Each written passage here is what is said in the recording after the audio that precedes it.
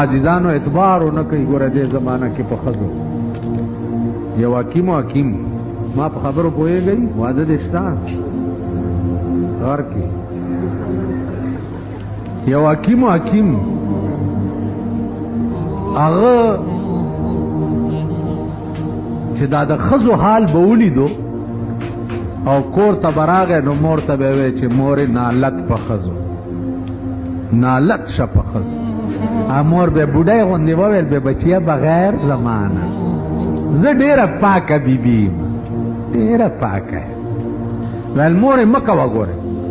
ویل نه بچیه په لمنه مې مونځ کېږي په لمن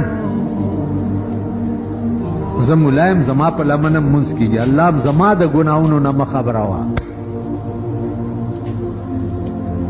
که د بجلیګر ملا د ګناهونو نه خبر شي د اسلام نه بم توبه وباسي.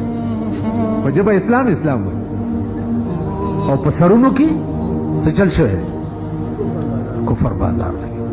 عزیزانو مونږ که دا معتبر ارامتوبونه کوي په تندر دې ولګي خو بېغمه دي. زه د غریب ارامتوب باندې مرم.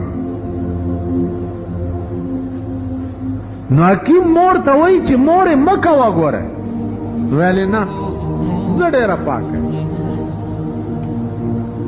یو طالب مسلاتی کو چې څه چلو که چې زما د دې مور دا غرور مات شي. طالب به ورکه راتلو بوډای سره تعلق جوړ چې جوړې کړه. بوډای ورته وی چې طالبه دلته خو زما زوی دی او ستا او زه به څه کوو. ما وتښتوه. بوډای ورته وی څه مې کا ومې تښتوه یعنې مټیزه مې کا. حکیم ته یې ووی چې مور خو دې را سره تښتي. ویل یا خو تلی هم نشي په لاره. وی راته یې وی چې په ټوکرای کې مې کېنوه. وی په ټوکرای کې کېنوه او پې د پاسه مالوچ کېده او طالبه په پلانه لارې باندې راځه نو زه به مخې ته درشم. به طالب دا په ټوکرای کې کېنوله او پاسه یې پې مالوچ کېښوه چې راویویسته په هغه لاره حکیم والا مخه راغی. ورته ویل طالبه څه دي؟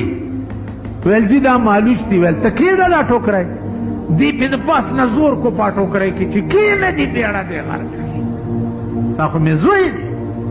چې ټوکرای کېښوه او مالوچ یې ترې لرې کړه نو مور یې پکې زیړې سترګې نیولې وې. حکیم صاحب ورته ویل مورې نالت په ښځو. ویلې بچي اول په ما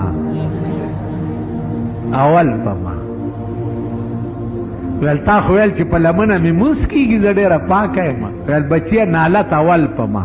نو عزیزانو ستاسو مخکې چې څوک د نالت څه کې وایي که نه نو وایي چې اول